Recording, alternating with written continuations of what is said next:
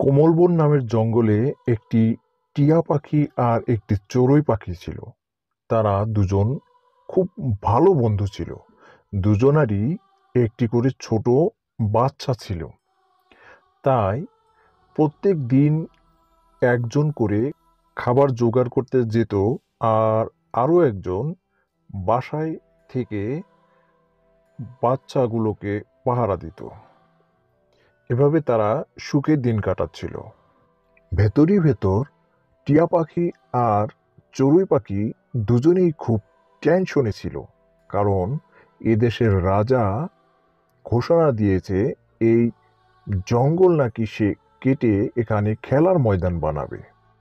আজকে চড়ুই পাখির পালা, তাই চড়ুই পাখি খাবার নিতে বেরিয়ে গেল এবং খাবার নিয়ে এসে তারা দুজন এবং বাচ্চাদেরকে সঙ্গে নিয়ে খাবার খেতে লাগলো। চড়ুই বন্ধু, আজকে তো আমার পালা, তাই তুমি বাসায় থেকে আমার বাচ্চাটাকে খুব ভালো করে দেখো।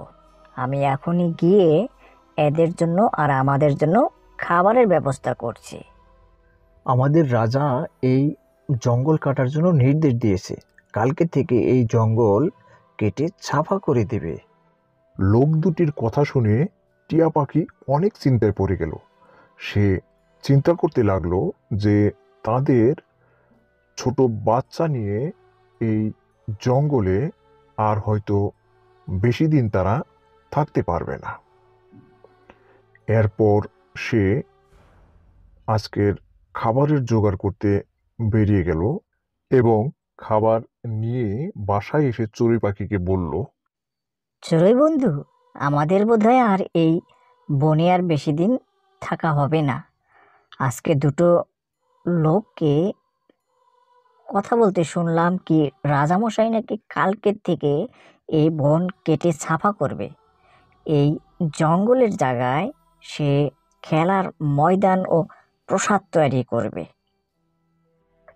মন্ত্রী মশাই, এই সপ্তাহে যেন কমল বনের সমস্ত গাছ কেটে সাফা করে দেওয়া হয়। আমি অতি শীঘ্রই সেই জায়গায় একটি খেলার ময়দান এবং একটি প্রসাদ তৈরি করব। আমি যেন আর দ্বিতীয়বার বলতে না হয়।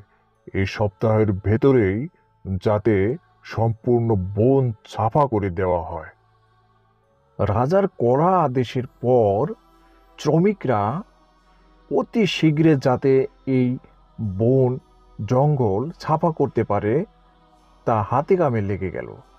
চড়ুই পাখি আর টিয়া পাখি এগুলো সচক্ষে দেখে আরও বেশি চিন্তিত হতে লাগলো।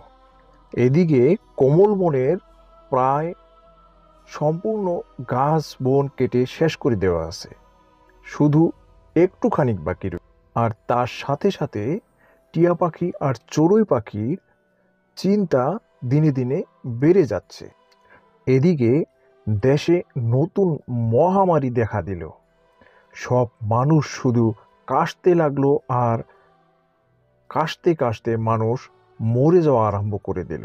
অনেক লোক এর মধ্যে জীবন শেষ হয়ে গেল। মন্ত্রী মশাই, দেশে মানুষ মরে ছাপা হয়ে যাচ্ছে। আমাদের রাজ্যের সব থেকে বেশি জ্ঞানী মনীষীকে অতি শীঘ্রই আমার দরবারে হাজির করো। মন্ত্রী মশাই সেই মহান মনীষীকে খুঁজতে সে ঘোড়া নিয়ে জঙ্গলে বেরিয়ে পড়ল। আরে মন্ত্রী মশাই দেখছি, তা যাচ্ছেন কোথায়? মহারাজ আদেশ দিয়েছে আমাদের রাজ্যের সব থেকে জ্ঞানী মনীষীকে মহারাজের দরবারে আজকের মধ্যেই আমাকে হাজির করতে হবে। মন্ত্রী মশাই বেয়াদবি যদি না নেন তাহলে আমি একজন মহান মনীষীর বার্তা আমি দিতে পারবো। আপনি কমলবনের ঠিক পশ্চিম প্রান্তে একটি বড় গাছ রয়েছে, আর ওই গাছের তলায় সেই মনীষী ধ্যানরত অবস্থায় আছে। এবারে মন্ত্রী মশাই এই লোকটির কথা শুনে সে বলা মতোই কমলবনের পশ্চিম প্রান্তে একটি গাছের নিচে সেই মহান মনীষীকে দেখতে পেল। সে মনীষীকে গিয়ে রাজার সমস্ত কথা বলে তাকে দরবারে নিয়ে হাজির করলো। সাধু বাবা বলেন তো, আমাদের রাজ্যে কি জন্য মহামারী দেখা দিয়েছে? মহারাজ, আপনার রাজ্যে সব বন জঙ্গল কেটে ধ্বংস করার ফলে এই মহামারী দেখা দিয়েছে। আর এভাবে যদি গাছ বন কাটা হয়, একজন মানুষই এই রাজ্যে বেঁচে থাকবে না। ঠিক আছে, ও তো বুঝলাম সাধু বাবা, কিন্তু এর কি কোনো প্রতিকার নেই? আপনি যে কোনো প্রকারে এর একটি প্রতিকারের ব্যবস্থা করুন। মহারাজা, এর প্রতিকার নিশ্চয়ই আছে। আপনি যদি এই দেশে সব গাছ বন কাটা নিষেধ করে দেন এবং প্রত্যেকজন মানুষ যদি 2টি করে গাছ লাগাতে পারে, তবেই সব মানুষ বেঁচে যাবে। এখন আমি সব বুঝতে পেরেছি। আমার জন্যই, আমার ভুলের জন্যই আমার দেশের প্রজারা শাস্তি পাচ্ছে।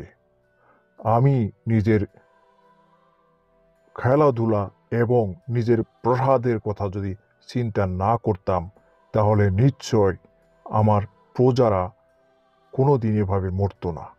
আমি অনেক বড় ভুল করে ফেললাম। এরপর মহারাজা গাছ কাটা বন্ধ করে দিল এবং প্রতিজন মানুষকে 2টি করে গাছ লাগানোর জন্য আদেশ দিল। আস্তে আস্তে আবার গাছ বন দিয়ে কমল বন আবার ভরে পড়ল।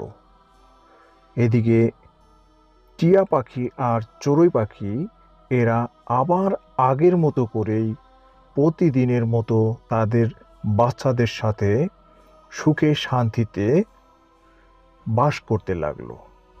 এর সাথে সাথে মহারাজ ঘোষণা করে দিলেন যে এ দেশে, এই রাজ্যে যদি কেউ গাছ কাটতে চায়, তাহলে আগে 2টি গাছ লাগাতে হবে, তবেই একটি গাছ সে কাটতে পারবে।